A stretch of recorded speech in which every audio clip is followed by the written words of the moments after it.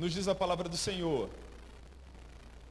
José foi levado ao Egito e Potifar, oficial de Faraó, comandante da guarda egípcio, comprou dos ismaelitas que o tinham levado para lá.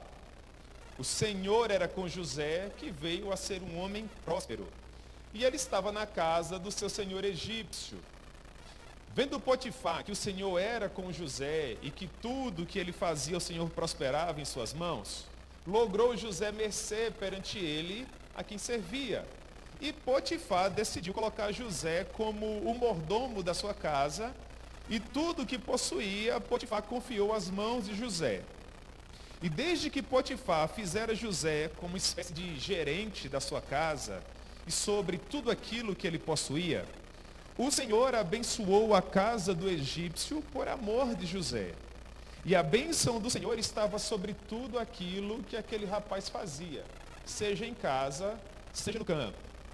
Potifar, tudo o que possuía, confiou às mãos de José, de maneira que, tendo José como mordomo da sua casa, ele não tinha ideia daquilo que possuía. Tudo que ele se preocupava era apenas o pão com o qual ele comia, se alimentava. José, por sua vez, era um rapaz formoso de porte, de aparência. José era bonitão. Aconteceu depois dessas coisas que a mulher do seu senhor egípcio pôs os olhos em José. E ela queria ter um relacionamento com José. José, por sua vez, se recusou a ter um relacionamento com aquela mulher. E ele disse: o meu senhor me colocou como mordomo da sua casa, e ele não tem ideia dos bens que possui, porque tudo que ele tem agora está sob a minha responsabilidade. Ele não é maior do que eu em nenhum aspecto nessa casa, nada me foi negado, senão você, porque você é esposa dele.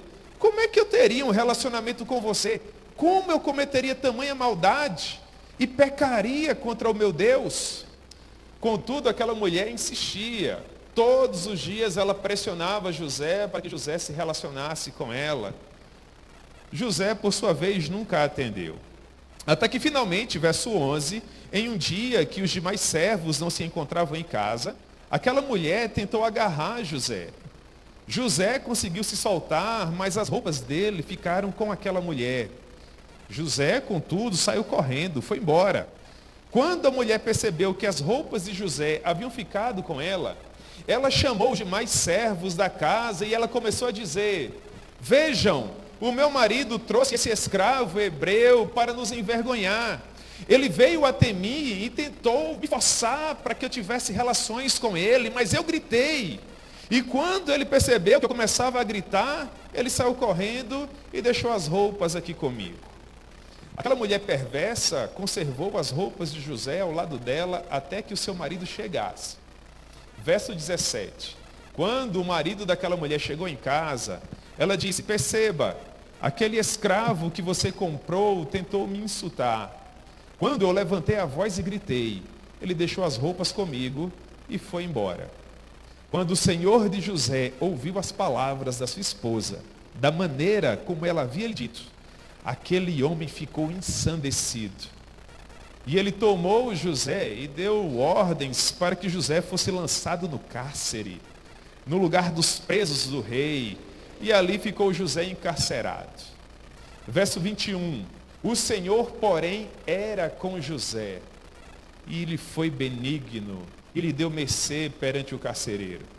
E o carcereiro confiou a José as chaves do presídio.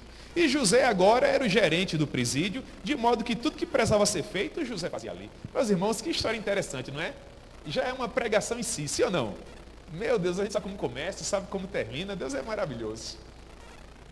O carcereiro não se preocupava com nada, com os presos, com os pavilhões, com as celas, nada. Tudo estava nas mãos de José, e tudo que José fazia naquele presídio, o Senhor prosperava. No final da minha fala, a gente vai tentar entender como é que um presídio prospera. Mas nas mãos do Senhor tudo é possível, né, irmãos? Vamos orar, amém? Vamos orar. Meu Deus, nós chamamos com toda a força do nosso coração. É uma honra para nós subirmos até esse lugar, para ouvirmos a Tua voz, para sermos, meu Deus, conduzidos pelo Senhor. Muito obrigado pela maneira tão própria, tão peculiar com que o Senhor esteve falando conosco através da palavra de oração, através dos louvores. E agora, humildemente, nós nos colocamos na tua presença e rogamos, ó Pai, para que o Senhor continue falando conosco. Só que agora, através da exposição da tua palavra, o Senhor nos possa ser propício e falar conosco de uma maneira simples e objetiva, meu Deus, para que todos nós possamos guardar um bom depósito acerca de todas as verdades que porventura o Senhor vier a nos propor aqui.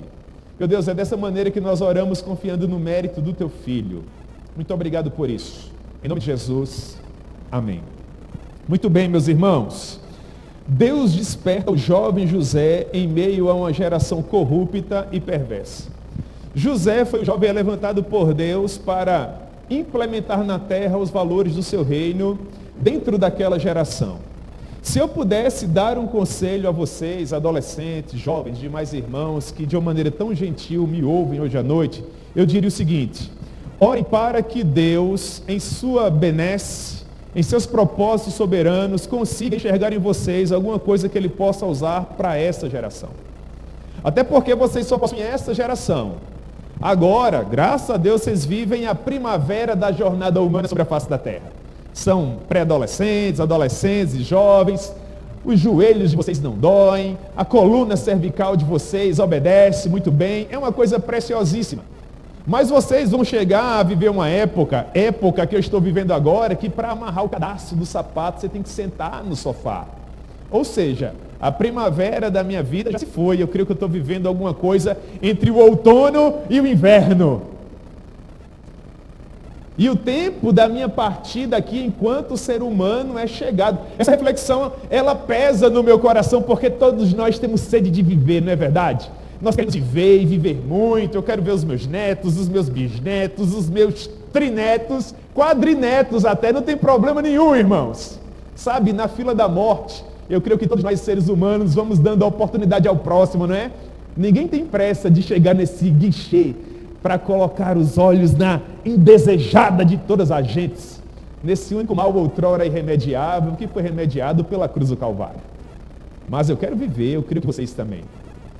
Portanto, vocês estão vivendo o melhor momento da vida de vocês. E é justamente nesse momento que vocês podem viver as melhores e maiores aventuras, porque vocês estão motivados, vocês têm uma mente iluminada, um coração que se encontra preparado. E todas essas ferramentas evangélicas estão à disposição de vocês para que vocês possam ser utilizados para a maior glória do Senhor.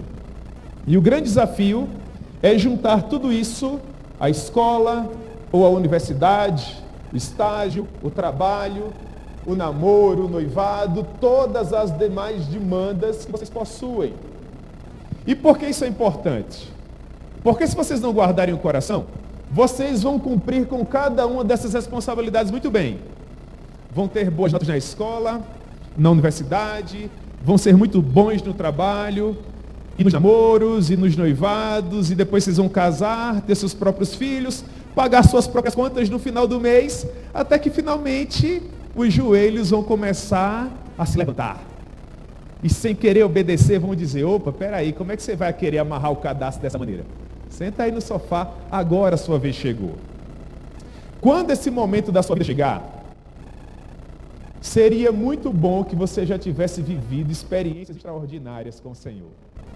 Porque se quando os seus joelhos começarem a não querer obedecer, quando a sua coluna começar a gritar para você dizendo: eis-me aqui, se você só tiver, meu irmão, vivido como qualquer outra pessoa, gente fina, que infelizmente ainda não compreendeu a mensagem da cruz ensanguentada, que existência limitada foi a sua, e que desperdício de alegria.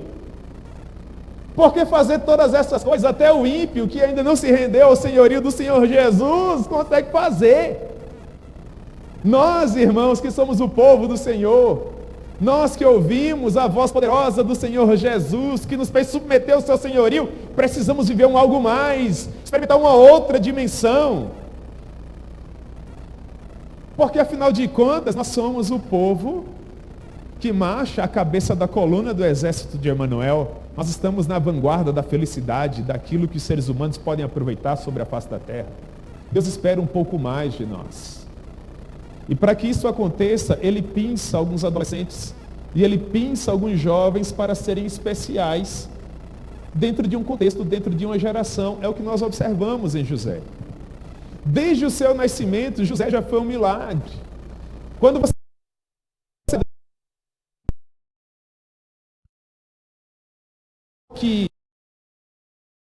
porque ele havia, junto com a sua mãe, se metido num plano para enganar o próprio pai. E o alvo desse engodo seria o seu irmão mais velho, que quando se descobriu enganado, agora se consolava com a possibilidade de matar o seu irmão mais novo. A saída foi a família enviar esse Jacó para uma outra região, para ver se Deus tinha misericórdia dele, fazer com que ele respirasse outros ares. Se nós olhássemos para a vida do pai de José nessa maneira, só a mesma graça de Deus para nos fazer confiar que esse projeto ainda iria dar certo. Contudo, irmãos, como diz o Salmo 73, versículo 24, Deus nos guia por seu eterno conselho e depois nos recebe na glória. Por mais sinuosos, tortuosos, por mais difíceis que sejam os caminhos que às vezes a providência nos faz trilhar, o fato é que a nossa chegada é certa. De uma maneira extraordinária, o enganador, o impostor Jacó conseguiu sair lá de Israel e chegar a Harã, que ficava do outro lado do mundo. Por um milagre mais extraordinário ainda, ele conseguiu encontrar a família da sua mãe, Rebeca, e colocou os olhos naquela que seria a paixão da sua vida, Raquel. E agora Jacó vai ter que trabalhar 7 anos pela mão de Raquel. Isso fala tanto ao meu coração, irmãos. Eu acho que eu vou fazer isso com meu genro. Eu tenho uma filha de 14 anos, já imaginou? Quando ele chega lá, pastor, e aí? Queria a sua permissão para namorar com Yasmin. Não tem problema nenhum, meu filho. 7 anos. Ah, irmão, será que nós ainda encontramos esse tipo de amor sobre a face da terra, hein? Mas sabe o que é que mais fala ao meu coração? É que quando o Jacó sabichão, o Jacó que até então enganava todo mundo, trabalhou 7 anos, de sol a sol, pela mão de Raquel, no dia do casamento, no momento da consumação das núpcias. Em vez de Raquel, ele recebe Lia. Vai conversar com o genro, siderado, injuriado. O genro, calma, esfria a cabeça. Quer casar com essa aí? Então vai trabalhar mais 7 anos. Já pensou, irmão? 14 anos com alguém lavando o carro. 14 anos. Eu vou pregar domingo, prepara o esboço para mim. Bom. Vou dar aula lá no seminário congregacional. Prepara a apostila para mim, das boas. 14 anos, irmãos. Meu Deus. Acho que eu pedi para ele fazer outras coisas, irmãos. Isso aí é muito fácil, né? 14 anos depois está lá Jacó casado com Raquel. Pasmem vocês. A mulher que Jacó amava era estéril. Nós temos mais uma impossibilidade. Mais um patriarca casado com uma mulher estéril. Sara, estéril. Rebeca, estéril. Raquel, estéril. Eu poderia mencionar muitas outras. O que é que Deus nos ensina com isso? Que aquilo que nós precisávamos para resolver a nossa vida não é fruto do nosso esforço, tampouco do nosso trabalho. O que nós precisamos desesperadamente para mudar a nossa realidade não pode ser produzido por nós, é graça. Do princípio ao fim. Jacó começa a compreender isso, ora junto com a sua esposa. Gênesis capítulo 29, verso 22, Deus se lembra de Raquel. Ele ouviu a sua oração e a fez fecunda. E agora, no ventre daquela mulher, estava aquele que seria usado por Deus para abençoar aquela geração. Portanto, nasce o sonhador mor. Nasce José. Portanto, desde o princípio, antes dele ser fecundado no ventre da mãe dele, Deus já dava sinais de que esse garoto ia ser um garoto especial. José era essa preciosidade. Quando ele tinha 17 anos, além de ser especial para Deus, ele começou a trabalhar como espécie de investigador dos seus irmãos. O texto nos diz, em Gênesis capítulo 37, versículo 2, que quando os irmãos de José iam para o campo apacentar os rebanhos, os filhos de Bila, os filhos de Zilpa, José, com 17 anos, sendo o irmão caçula, ia lá. E José não ia ajudar os irmãos, pelo contrário. Sabe o que ele ia fazer? Ele ia espionar os irmãos. Tudo aquilo que os irmãos faziam de ruim. E depois ele voltava para casa e contava tudo ao pai. Eu fico lendo a história desses patriarcas e eu fico assim pensando, sabe, no meu coração, mas meu Deus do céu, como é que esse povo agia desse jeito? Deus poderia ter passado uma espécie de maquiagem aqui, né, irmãos, e ter deixado só a parte boa da história. Mas Deus vai colocando todos os detalhes, inclusive os detalhes sórdidos. Veja só, José seria o resgatador do povo. Mas houve uma época da vida dele que o José era X9. Dedo duro, pelo amor de Deus. E o Jacó, por sua vez, que deveria repreender o José. José, meu filho, seus irmãos estão lá trabalhando, eu sei que eles cometem lá os deslizes deles, mas vamos orar por eles todo o tempo, José. Você só fala o que é mal dos seus irmãos? Converter seu coração tão duro? Não, o que é que Jacó faz? Jacó faz uma roupa diferente para José. Os nossos pais costumam dizer que eles não possuem filhos preferidos. Eu acredito nisso. Só que o Jacó não fazia questão de esconder. O Jacó dizia, o meu preferido é o José X9. E fez uma roupa diferente para o José. Então, irmãos, vamos elaborar um pouco aqui. Os irmãos de José já não viam com bons olhos, porque o José entregava todo mundo. E para completar, o pai de José vai lá e faz uma roupa diferente. Todas as vezes que José passava pelos corredores da casa, aquela roupa lembrava aos irmãos que José era o filho preferido. Pois bem, para completar, irmãos, um dia, com os seus 17 aninhos, José teve um sonho. Gênesis capítulo 37, versículo 7. E o texto diz que José sonhou que ele atava feixes, fardos de capim com seus irmãos, e de repente os feixes se levantaram. Puxa vida, eu fico imaginando esse sonho, né? Acho que um feixe de capim no meio, os outros peixes de capim arrodeando, né? E os outros peixes começam a se curvar para o feixe de José. Seria uma imagem simbólica de que os irmãos de José seriam seus servos, seus vassalos, seus súditos. Se eles já não gostavam de José, essa aqui seguramente foi a cereja do bolo. Mas José, que tinha inclinação para ser sonhador, sonhou mais uma vez.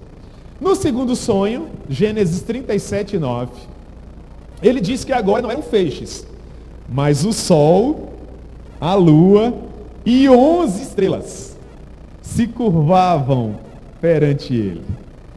O pai e a mãe, todos os irmãos, lhe iam ser súditos, iriam estar sob a responsabilidade.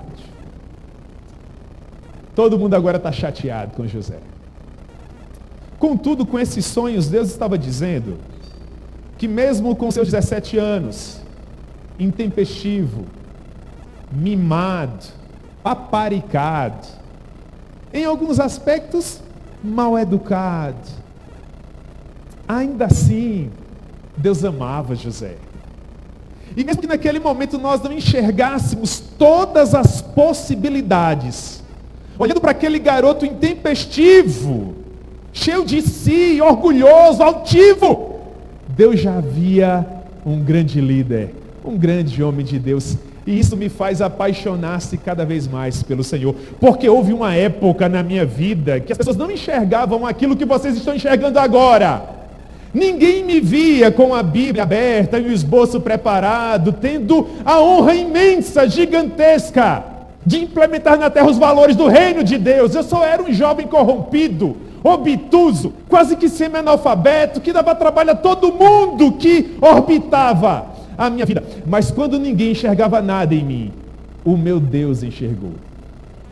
Eu olho para a minha vida e olho para o José, que viveu circunstâncias semelhantes à minha, e creio com toda a força do meu coração que Deus pode do impuro tirar o puro. Deus pode se utilizar das ferramentas mais inadequadas para, por meio delas, realizar as obras mais extraordinárias. Mais extraordinárias. Mais extraordinárias. Você não tem ideia o que Deus pode fazer através da vida de um jovem que é completamente consagrado a Ele. Talvez a nossa geração ainda não tenha visto o que Deus pode fazer através da vida de um jovem que é completamente consagrado a Ele. É nesse momento que você diz no seu coração: eu quero ser esse jovem. Entendeu? Pega, deixa aí. Deus escolhe quem Ele quer, irmãos. Deus faz como Ele quer.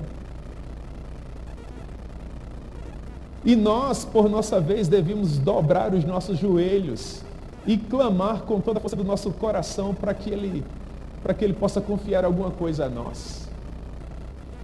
Porque se Deus for levar em consideração o poder do nosso braço, ou a força do nosso intelecto, nós não vamos fazer nada para Ele. Sempre há alguém mais preparado. Sempre há alguém mais apaixonado. Se Deus tiver que se utilizar de nós, é por meio da graça. Para que a nossa vida possa valer a pena. Não importa se você é o mais popular da escola, se você conta as piadas mais engraçadas aqui no grupo de jovens, se as pessoas têm carinho e apreço por você, preste atenção. Se Deus não lhe der a voz que você precisa para a sua geração, as suas características humanas não contribuirão em absolutamente nada. Tudo é graça. Isso nos faz colocar-se de joelhos perante Ele, dizendo: por favor, Senhor, encontre algo que eu possa fazer. Conceda-me um sentido para a vida. Dê-me uma razão para existir. Conceda-me a oportunidade de construir o meu próprio legado.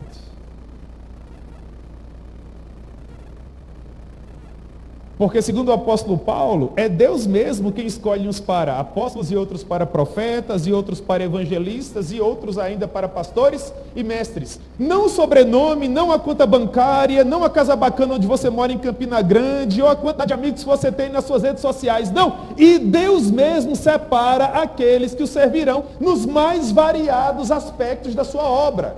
Nas mais variadas frentes de trabalho. Não tem a ver com favor humano. Não tem a ver com prerrogativas humanas, é graça. Você precisa entender isso. Conforme nós aprendemos em Hebreus, capítulo 5, versículo 4, é o texto clássico do vocacionado. Seja ele o irmão que troca o garrafão de água na igreja, ou o irmão que vai pregar lá na consciência cristã. É o texto clássico, que diz: e ninguém toma essa honra para si mesmo. Não, ninguém toma essa honra para si mesmo. Senão quando chamado por Deus, assim como Arão, ele tem que chamar. E se ele te chamar, meu irmão, no seu interior será como que fogo nos ossos. Enquanto você não se render, você não vai encontrar um lugar de paz. Vai lhe fugir a paz, vai lhe fugir o apetite, vai lhe fugir o sono. Para todo lugar que você olha, se o chamado é missionário, você vai ver o país. Se o chamado for ministerial, para todo lado que você olhar, você vai enxergar um púlpito. Se o chamado for diaconal, para todo lugar que você olhar, você vai enxergar serviço. Essa é a vida do vocacionado. Retire dele a graça de servir ao rei. E sabe o que sobrará no dia seguinte? Nada. Essa é a vida de quem compreendeu a cruz ensanguentada. É sempre uma questão de vida ou morte. Você acorda para ele e se deita por causa dele. Todos os livros que você lê é para glorificar o nome dele. Todo conhecimento que nutre a sua mente, que alimenta o seu coração, é para expandir o reino dele. Não há nada que fuja essa regra. Se lhe cortassem, você sangraria ele. Isso acontece na vida de quem é levantado por Deus para servi-lo e implementar na terra os valores do seu reino. Os irmãos de José mais uma vez vão ao campo cuidar dos animais do pai. Mais uma vez José recebe ordens para ir ver como é que eles estavam. Dessa vez José se aproximava, ele vinha ainda longe. Os irmãos colocaram os olhos nele e disseram: lá vem o sonhador mor. E os filhos de um grande patriarca, nós estamos falando, irmãos, da linhagem do Messias. Essa é a família do Redentor. A família patriarcal, segunda geração, teve uma ideia. Já que o nosso irmão caçula nos dá tanto trabalho, é o queridinho do papai, vamos fazer o seguinte: vamos deixá-lo sem café da manhã. Outro falou: não, café da manhã é muito pouco, vamos deixá-lo sem o almoço. Não, vamos deixá-lo sem a sobremesa hoje. Era esse o plano. O plano era: vamos matá-lo. Por N circunstâncias, eles não matam, mas o lançam na cisterna. O irmão mais velho consegue essa façanha, contudo ele precisa se ausentar. E quando ele estava ausente, passa uma caravana de mercadores ismaelitas a caminho do Egito. E os irmãos têm uma ideia brilhante, entre aspas. Ora, matá-lo não nos vai gerar qualquer lucro. Façamos o seguinte: vamos vendê-lo. E eles o vendem. E Rúben, quando chega, na qualidade de irmão mais velho, deveria desesperar.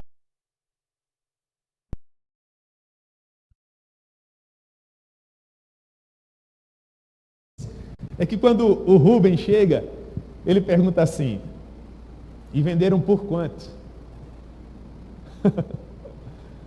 Ah, irmãos, o John Piper escreveu um livraço, ele é até fininho assim, chamado Pecados Espetaculares. Se você tiver um tempinho depois, tenta ler essa história pela ótica do John Piper. Lá vai José, irmãos. Os planos de Deus são extraordinários. Sabe por quê? Porque para além de todos os desmandos, de todos os erros que o José havia cometido, o que conta são os sonhos. Porque a partir dos sonhos, nós sabemos que Deus iria, em determinado momento, exaltar José. Do ponto de vista humano, se alguém chegasse para você e dissesse: olha só, me ocorre que Deus vai te exaltar, você naturalmente começaria a compreender que as suas notas iriam melhorar. Você ia passar com êxito na universidade, faria uma pós-graduação com indicação para publicação, depois faria um MBA e seria o CEO de alguma grande coisa, para a glória de Deus, né? Uma escala assim, bem exponencial, sabe, de degrauzão a degrauzão, para a glória de Deus. Só que Deus fala que vai exaltar José, e na matemática do reino a coisa acontece de maneira diversa, porque ao invés de José começar a crescer na escalada social, ocorre que José literalmente despenca. Porque de príncipe do seu povo, de garoto nobre, de sangue azul, de linhagem patriarcal, José agora passa a ser um escravo doméstico. Ele é vendido por seus irmãos, ele é levado pelos mercadores até o Egito, e chegando no Egito, ele é comprado por Potifar, que era o capitão da guarda pessoal de Faraó. Potifar, por sua vez, poderia ter colocado José para servi-lo como escravo em qualquer lugar. Contudo, talvez pelo fato de ser um garoto de porte, bonito, ele foi escolhido para ser uma espécie de escravo doméstico. E agora nós temos um garoto mimado, que nunca tinha feito nada em casa, de tantos servos que possuía, trabalhando como escravo. E é aqui que a graça acaba comigo. Porque quando você vai fazer uma primeira leitura desse texto, você diz: agora a coisa vai desandar. Por que José vai fazer tanta birra? José não vai querer sair do quarto. Quando colocar para lavar a louça, ele vai quebrar tudo. Vai pichar todos os muros do Egito. Vai fazer todo tipo de sandice. Vai ser um garoto completamente problemático. Porque ele vai trazer para dentro todo esse distrato que a vida lhe ocasionou. Porque do ponto de vista humano, José agora era um despossuído, um garoto que estava literalmente à margem da sociedade, não tinha voz, não tinha vez, o sobrenome dele não valia absolutamente nada, tudo que ele conheceria a partir de agora seria uma jornada excruciante, angustiante de trabalho. Contudo, o texto nos diz que não é isso que acontece. José, para minha surpresa, irmãos, ele começa a fazer tudo muito bem. José, hoje você vai varrer a mansão. E ninguém nunca varreu uma mansão tão bem como José. Eu não sei nem como é que ele aprendeu a varrer tão rápido, irmãos. Imagine a quantidade de louça que tinha na casa de um homem da nobreza de Potifar. José, hoje você vai lavar a louça. Irmãos, parecia uma prataria recém-comprada. Daí a pouco, os demais escravos começaram a dizer: rapaz, esse menino é diferenciado. Como varre bem, como tira a poeira bem, como lava a louça bem. E esse burburinho chegou aos ouvidos de Potifar. E Potifar, por sua vez, tomou uma decisão. Sabe qual foi?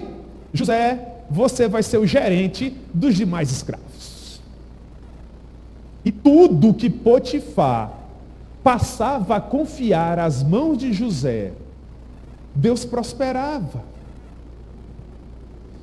Parece, irmãos, um recital de Provérbios 22, Salmo 23, não é? Provérbios 22 diz: o que ama a pureza do coração e é grácil no falar, será amigo do rei. José foi estratégico. Não adianta nada querer medir força com esse homem. Ele é poderoso. Eu não passo de um escravo.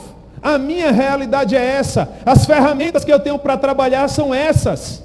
O pão que eu tenho para comer é esse. A oportunidade que me é dada é essa. Então eu vou trabalhar com aquilo que eu tenho. E é esse o conselho que eu tenho para você em primeiro lugar hoje à noite. Talvez você ainda não seja o Hernandes Dias Lopes da nossa geração. Talvez você ainda não esteja escrevendo os livros que nós estamos lendo. Talvez você ainda não pregue nas grandes conferências evangélicas. Mas você já possui ferramentas. Deus já te colocou em algum lugar. Não postergue. Não procrastine esse serviço, essa felicidade. Sirva ao Senhor com aquilo que você tem. Coma o pão que Ele tem lhe oferecido. Aproveite a oportunidade que Ele tem lhe dado. Ajunte-se a essa carruagem, meu irmão. No nome de Jesus. A sua adolescência está passando. A sua juventude está passando também. E você precisa, meu irmão, aproveitar esse tempo da sua vida da melhor maneira possível. Porque, pasme você, um dia eu já tive a sua idade. Ouvia uma mensagem como essa e eu dizia no meu coração: isso vai demorar. Subia no púlpito para pregar, irmãos, quando eu descia, os irmãos de uma maneira muito gentil diziam: olha só, que pastor novinho. Hoje em dia eu termino de pregar, irmãos, ninguém diz nada. Você entendeu? Aproveita a oportunidade que Deus tem lhe dado. Você serve no grupo de jovens da igreja. É o lugar que Deus lhe colocou. Meu irmão, faça o seu melhor para a glória de Deus. Aquilo que você será no futuro, em muito, depende da pessoa que você já está sendo hoje. Ou você acha que quando você for um homem ou uma mulher mais madura, você vai se tornar um pregador poderoso assim, do dia para a noite? O vocabulário que você vai usar com 30, 35 anos é o vocabulário que você está construindo agora.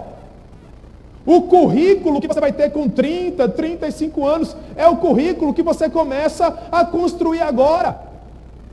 O conceito que você terá perante a banca que vai lhe avaliar no momento em que se decidirá se você vai ser o ministro da palavra ou não, está sendo construído agora.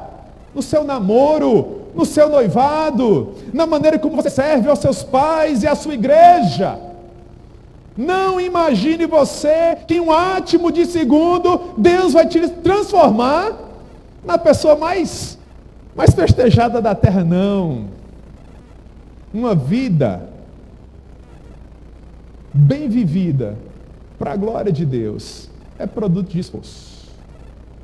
Não desista agora. Não se levante de maneira contrária agora. Se submeta ao projeto de Deus para a sua vida. Confie no processo que Deus está desenvolvendo para você. E o sirva com toda a força do seu coração, porque no final vai valer a pena. Tudo que Deus colocava nas mãos de José, ele fazia bem feito para a glória de Deus. Tudo que o homem confiava a José, Deus fazia prosperar. José caminhava muito bem. Agora ele tinha um local reservado para repousar. Não comungava dos demais afazeres dos demais escravos. Não se vestia como escravo comum. Deus estava abençoando. As coisas estavam prosperando. Glória a Deus. Tudo estava em seu devido lugar. Até que a esposa do seu senhor colocou os olhos em José. Porque, segundo o versículo 6, José era formoso de porte e de aparência. Aqui, irmãos, nós temos algumas aplicações que, na minha maneira de ver, são muito apropriadas à época de vocês. Em primeiro lugar, cuidado com a tentação do poder. Você lembra do que eu falei? As roupas de José agora eram roupas diferentes. José, quem sabe, tivesse inclusive a sua própria casa nesse momento, porque agora ele ganhava bem. Era o CEO da casa de Potifar. Coisa preciosíssima. E a mulher colocou os olhos em José. Cuidado com a tentação do poder.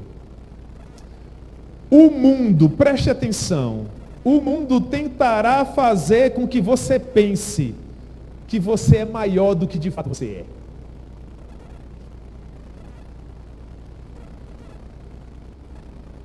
O provérbio nos diz assim, 27:2, não sejam os teus próprios lábios que te louvem. Tenha cuidado. José sabia exatamente qual era o seu lugar. Agora ele era um gestor da casa de Potifar, mas José sabia exatamente de onde ele havia saído. Sabe por que muitas pessoas se perdem ao longo do caminho? Porque elas infelizmente esquecem de onde elas saíram. Eu vou dizer uma coisa para vocês, e talvez pelo fato de vocês serem muito jovens, talvez vocês não compreendam agora. Mas um dia vocês vão compreender. Sabe o que é? Deus não nos deve nada. Deus não deve nada a você. Deus não deve nada a você, meu irmão. José sabia disso. Nunca varreu uma casa, nunca lavou uma louça, nunca tirou um pó, agora fazia tudo melhor do que ninguém. Vem do próprio José. O que é isso, irmãos? É graça, é favorecido, é a benesse do Senhor. A capacidade que você tem de tocar, meu irmão, não se engane, não é sua, o Senhor te deu. A capacidade que você tem de cantar, você abre esses lábios preciosos e nós nos rendemos em adoração. Isso não se aprende, irmãos, é graça. Você refina a técnica, você consegue alcançar algumas notas. Com esforço você melhora, mas isso tem que lhe ser dado. A exposição pública das Escrituras da mesma forma. Você não se torna um bom pregador porque lê muitos livros, ou porque enriquece o seu vocabulário, ou porque anda com desenvoltura pelos corredores do saber humano. Se fosse assim, qualquer ímpio pregaria. É produto da graça. Logo não vem de nós, irmãos, é Deus que nos oferece. As ferramentas que nós temos não são nossas, elas apenas servem para a maior glória de Deus. E quando nós nos esquecemos de onde nós saímos, na imensa maioria das vezes, Deus nos permite voltar um pouquinho para lá. para que nós venhamos a valorizar aquilo que Ele nos deu com mais força e com mais ênfase. José, que já estava sofrendo e sofrendo muito, não queria pagar esse preço. Logo, ele vai deixar bem claro que ele não queria pecar contra o seu Deus. Versículo 9. E por causa disso, ele não se deixou seduzir pelo poder. Mas em segundo lugar, José também lutou para não se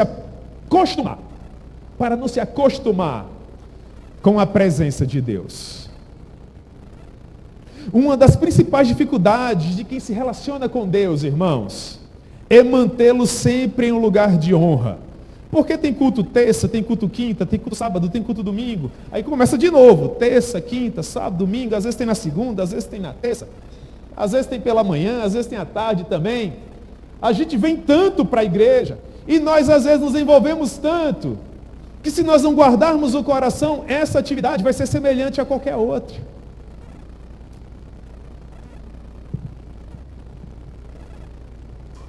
Para José, Deus não era algo ordinário.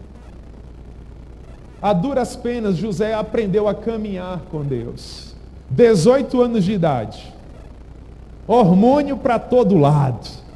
Uma mulher bonita, que tinha todos os cosméticos e todas as bijuterias. E as roupas de grife mais badaladas da época. Todos os dias, tentando seduzir esse garoto. Como o inimigo é perverso.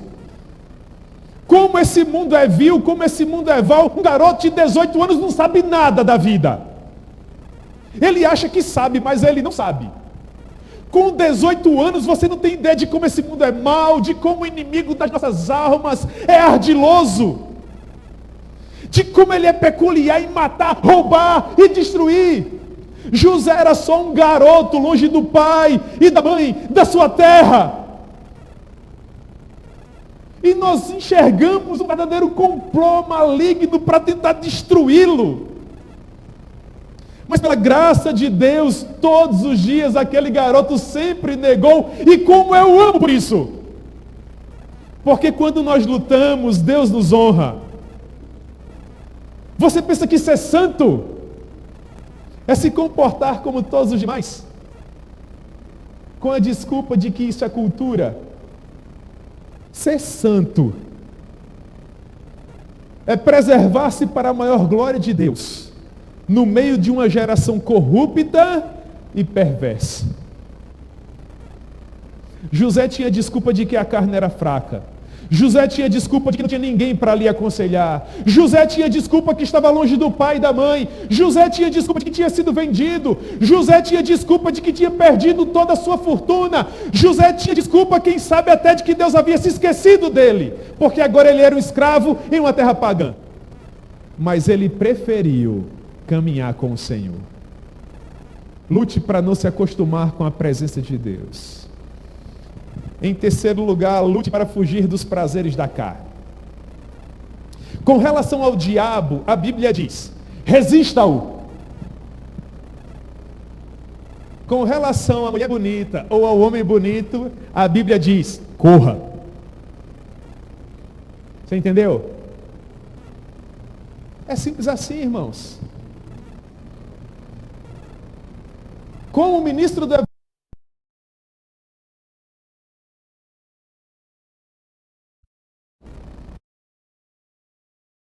eu quero a distância dela. Eu não quero medir forças com ela. Eu não quero mostrar para ela que eu aguento a sua sedução. Eu vou desmascará-la. Passar na cara dela que ela é uma filha de Belial, uma mensageira de Satanás, enviada das profundezas do inferno para tentar destruir tudo que eu tenho. Ela jamais conseguirá. Sabe qual é o desejo do meu coração? É que se um dia o meu rei viesse a perceber que eu não resistiria a um engodo das trevas como esse, que ele me levasse para casa, irmãos. Eu iria o homem mais feliz da terra, mas que Deus me livrasse dessa vergonha. E a minha esposa, e aos meus filhinhos, porque ser um ministro do Evangelho é tudo que eu tenho. Se você retirar isso de mim, não vai sobrar mais nada.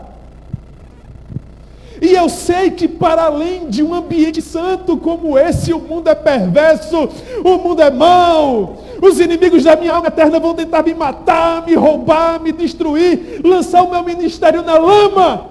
Sabe quantas vezes eu vou dar esse prazer a eles enquanto houver fôlego de vida em mim? Nenhuma vez. Porque eu creio, mas eu creio com toda a força do meu coração, que a graça que me chamou no princípio vai ser suficiente para me conduzir seguro até o final. O meu Deus jamais me abandonará.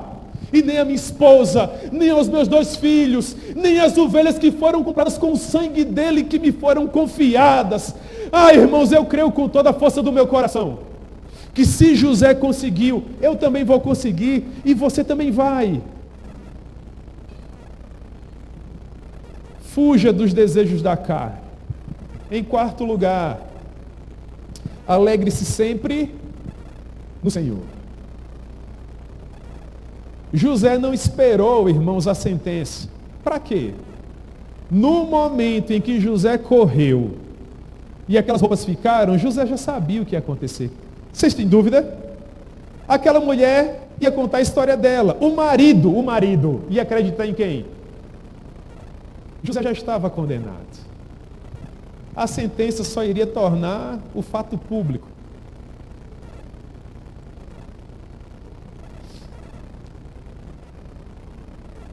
José abriu mão de alegrar-se no seu emprego. Ele preferiu alegrar-se em Deus. Como José se alegraria no emprego? Deitando-se com aquela mulher, preservaria o seu salário e os bens que ele estava adquirindo. Mas ele prefere abrir mão de tudo isso. Na verdade, mais uma vez, perdeu tudo. À exceção de uma coisa. Sabe qual? Deus. E Deus diz para ele, Márcio, eu vou caminhar com você, José. Vou caminhar com você, meu filho. Sabe para onde, irmãos? Para um presídio. Irmãos, o meu relógio já me avisou aqui que o meu tempo acabou. E aí? 8:50. Dá para ir até 9? Rapidão. 10 minutinhos, a gente encerra. Dá para ir? Bem. E aí? Tudo bem. Irmãos, lavar o rapaz para o presídio. Foi colocado junto com os presos do rei. O verso 20 diz que ele foi lançado no cárcere. Agora olha que coisa bacana, irmãos. São essas peculiaridades da palavra de Deus. Olhe para o verso 20, por favor, se você conseguir. Diz assim: e o Senhor de José o tomou e lançou no cárcere. Olha para essa palavra Senhor do verso 20. Está com S maiúsculo ou minúsculo? Minúsculo, né? Vocês estão vendo aí? Agora olha para o verso 21. O Senhor, porém, era com José. Esse Senhor do verso 21 é com minúsculo ou com maiúsculo? Minúsculo ou maiúsculo? O Senhor da terra jogou o menino no cárcere. O Senhor do céu disse: eu vou com você, José. Você foi comigo na casa de Potifar. Eu vou com você para o presídio. Ah, irmão, isso é bonito demais. Seja fiel no pouco. Seja fiel na prova. Seja fiel na luta. Não abandone o Senhor. Ele não vai abandonar você. Ele não vai abandonar você. Há muitos anos atrás, abri um parêntese aqui rapidão. Há muitos anos atrás eu vim para esse prédio aqui, com a idade de vocês, para estudar no STEC. Eu vim 3 vezes aqui me matricular no STEC, cara, eu não consegui, rapaz. Não encontrei a irmã secretária para fazer minha matrícula. Aí alguém na rua falou o seguinte: vai lá visitar o ITESMI, é um seminário também. Eu só conheci o STEC. Fui para o ITESMI e terminou que eu fiquei por lá. Mas eu queria estudar aqui, irmãos. ITESMI, eu amo ITESMI, eu amo vocês, né, irmãos? Eu queria estudar no STEC, né? O que ocorre? Eu vim para o seminário na época de ir para a universidade. Essa é a minha experiência, tá bom? Eu não estou dizendo que tem que ser assim com todo mundo. Mas ocorre que eu vim para um culto chamado Hora Nona. Alguém que já ouviu falar na Hora Nona? Eu não perdi uma Hora Nona, irmãos. Pastor Severino Luiz, Pastor Samuel, olha quantos homens de Deus, hein, irmãos? Vamos encontrar com ele lá. Vamos chegar lá. Eles chegaram, nós vamos chegar também. Para a glória de Deus. E aí chegou um pastor bem novinho, irmão, chamado Kielce Marne. Isso foi uns 2 meses atrás. E eu achei, irmãos, aquilo era um empurrãozinho que me faltava. Deus já falava o meu coração. Eu olhava assim para o púlpito, sabe, irmãos, e tinha um coral de anjos que fazia assim. Era uma coisa preciosa. Quando eu vi o pastor Kielce, eu falei, eu quero ser pastor também. Mas eu tinha sido aprovado no exame vestibular, chamava vestibular na época, para um curso que era o curso dos sonhos do meu pai. Sabe? Na época era um curso assim, meu Deus do céu, passar já foi um milagre extraordinário.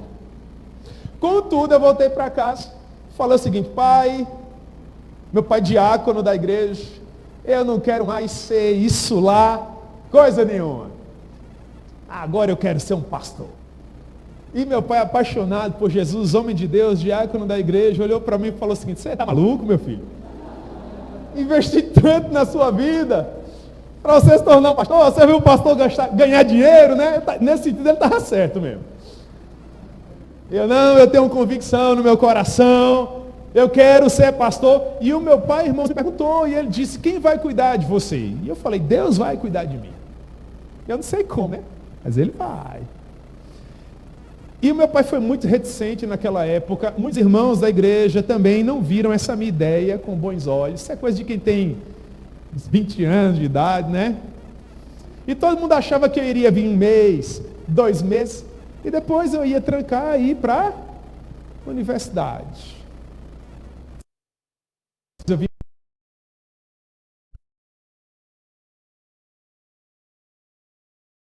e naturalmente me formei. A minha turma iniciou com 37, nós nos formamos apenas em 3. Não é mais ou menos assim, Caio? Mais ou menos assim. Um desses pastores já partiu para estar na glória com o Senhor, o pastor Roberto Pimentel, homem de Deus. E eu e o pastor Fabiano, amigo querido, estamos aí servindo ao Senhor. O que eu quero mostrar para vocês com essa história? Desde o primeiro dia em que eu entendo que fui chamado para servir ao meu rei no ministério da palavra, até hoje, irmãos, eu nunca senti falta de absolutamente nada. Na verdade, a minha máxima tem sido, essa é a palavra de Deus para mim, como se Deus estivesse falando no meu coração agora, nesse momento. Cuide da minha obra, que de você cuido eu. Ah, irmãos, para mim está bom demais. Para mim está resolvido. Deus disse para José, cuide do presídio, que de você cuido eu. Só pode ser Deus que mandou. Porque José chegou no presídio, o carcereiro falou, a sua cela é essa. E aqui nós vamos conjecturar, tá bom, irmãos? Igual na casa de Potifar. Aí José viu assim a cela, rapaz, essa cela tá derrubada. Tá parecendo uma cela de presídio. José pegou a vassoura, que ele já era, fera, pegou lá o espanador, tirou a poeira da cela, olhou para a grade, essa grade aqui enferrujada, lixou a grade, deu uma tinta, pegou um vaso, colocou umas flores, deu uma iluminada na cela, saiu da cela, viu o corredor do pavilhão, uma lástima, lixo para todo lado. José cuidou do pavilhão, não levava o lixo para a cela quando entrasse, quando saísse, na hora do banho de sol, né? O carcereiro passa, olha para o pavilhão de José e pensa assim, rapaz, esse menino aqui tem futuro. Ô José, meu filho, será que você poderia fazer isso nas outras celas? Ah, o José, se o senhor me permitir, com certeza. O José começa a fazer, daí a pouco vem 2, 3 presos ajudando o José, né? E aí, mas eu fico me perguntando, como é que um presídio prospera? Daí a pouco os outros pavilhões, ô José, vem cá meu filho, traz a tua equipe, vamos ajeitar esse pavilhão norte, pavilhão sul, pavilhão central, o carcereiro viu que a coisa estava andando, pegou a chave do presídio, irmãos. Não é isso que o texto diz? José, está aqui. Organiza aí. Parece que eu estou vendo, irmãos. Os presos acordando pela manhã, abrindo a cela. Bom dia, fulano. Bom dia, Beltrano. Pessoal organizando funcional para começar o dia, ó. Café, frutas, suco, coisa preciosa. José, homem de Deus, tudo prosperando. José, quando chegou no presídio, aí sim, podia ser um revoltado, amargurado, dizendo: ninguém me ama, ninguém me vê, a minha vida não funciona, perdi a casa dos meus pais, perdi o emprego, vim parar no presídio, eu sou a pessoa mais infeliz do mundo. Não! Ele escolheu o outro caminho. Ainda que ninguém me ame, o meu Deus me ama. Ainda que ninguém me veja, o meu Deus me vê. Ainda que do ponto de vista humano eu não esteja prosperando, espiritualmente eu estou firme. Sou sensível à voz do meu Deus. Nenhuma das suas palavras caíram por terra. As suas promessas estão de pé. Ainda que todos digam que não, meu Deus diz que sim. E o meu Deus é suficiente. Suficiente. Esse é o caminho de um homem com Deus. Há uma velha canção da minha época, vocês não vão conhecer, eu vou citar para vocês. Há uma velha canção da minha época que falava a respeito de José. E dizia o seguinte: José, vendido, preso, injuriado, guardou a sua fé. No tempo certo, a sua missão chegou. De Faraó saiu a ordem. José, governador. Da casa dos pais para, me acompanhe por favor que eu vou exagerar, para a senzala. Da senzala para o presídio. Do presídio para o governo. Homem mais poderoso do Egito abaixo de Faraó. Irmãos, quem faz isso? Deus faz isso. Porque Ele é Deus. Nós achamos que só chegamos ao topo da carreira quando subimos todos os degraus, não é verdade? Deus diz que não necessariamente. José chegou ao topo da carreira quando ele havia descido até o último. Quando José não tinha mais para onde afundar, Deus disse: agora você está no lugar que eu quero exaltar você. Descanse o seu coração, adolescente. Descanse o seu coração, jovem, que me está ouvindo tão gentilmente hoje à noite. Ainda que aparentemente tudo esteja dando errado, para Deus, não necessariamente. Nada escapa ao seu controle soberano. Quando a vontade de Deus na sua vida se concretizar, você perceberá que ela sempre foi uma vontade boa, perfeita e agradável. Faça uma análise sobre a vida de todos os grandes homens de Deus, inclusive do José, que sofreu tanto. Se você perguntasse a José se ele estava disposto a viver tudo de novo, sabe o que provavelmente José diria? Com certeza. Se você me perguntasse se eu estava disposto a sair lá de tão distante onde eu morava, para vir a pé para o seminário aqui na Bela Vista, irmãos, meu Deus, sabe o que eu diria para você? Claro que sim. Na verdade, se eu tivesse 1000 outras vidas, em cada uma delas eu ia implorar a Deus para ser o ministro da palavra. Porque eu considero como a maior honra que Deus pode conceder a qualquer homem o fato dele ter sido chamado por Deus para pregar as insondáveis verdades do Evangelho de Jesus Cristo. Eu não sei qual foi o dom que Deus concedeu a vocês, mas o meu é o melhor. Ah, irmãos,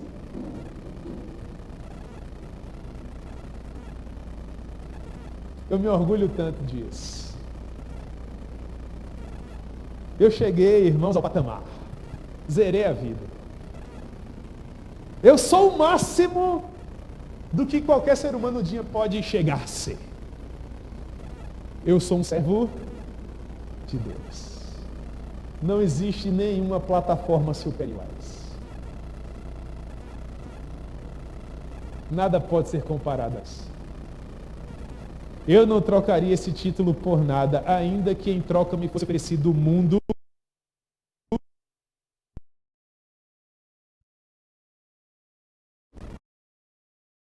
Eu caminhar com Deus.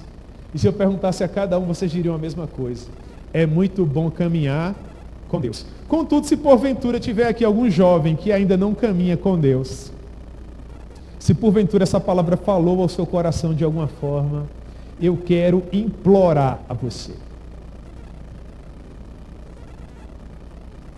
Aproxime-se dele. Caminhe com ele. Ele vai transformar a sua vida. Você nunca mais será o mesmo. Um dia, quando nós nos encontrarmos por aí, fala para mim: pastor, lembra lá daquele dia na congregacional? Eu era aquele jovem. Passei a caminhar com Deus. E a minha vida mudou. E vai ter valido a pena para a glória de Deus. Vamos orar, irmãos? E eu passei 4 minutos, hein? Oh, glória, vamos orar. Deus, nós te amamos demais, Senhor. Que momento extraordinário, meu Deus. O Senhor tem nos permitido viver nesse lugar ao longo de todos os cultos que são realizados aqui. Obrigado por todos os jovens que o Senhor tem levantado, ó Deus, através desses momentos tão especiais de louvor e adoração. Meu Deus, eu creio que através de reuniões como essas, do meio desses adolescentes e jovens, o Senhor pode levantar grandes líderes, homens e mulheres de Deus. Não necessariamente famosos, Senhor, mas homens e mulheres de oração, que exercem misericórdia, que cuidam do teu povo. O Senhor pode levantar oficiais para a tua igreja, diáconos, presbíteros, pastores. O Senhor pode levantar pessoas para transformar países inteiros, missionários, sejam eles nacionais, transculturais até. O Senhor pode levantar, meu Deus, aqueles que vão guiar a nossa nação, abençoar o nosso povo e tantas outras pessoas. Que cada momento de reunião nesse lugar, meu Deus, seja sempre especial. Que nunca falte a tua presença, que nunca falte o teu poder, que o teu Espírito Santo nunca deixe de visitar esses garotos e essas garotas, Senhor. Abençoe a cada um deles com poder e grande glória. Manifesta a tua presença nesse lugar, Senhor, e realiza o teu extraordinário, porque todos nós estamos aqui apenas por tua causa. E é muito bom, meu Deus, caminharmos contigo. Que tua vontade seja sempre feita em nossas vidas e o teu nome sempre seja glorificado. Em nome de Jesus. Amém.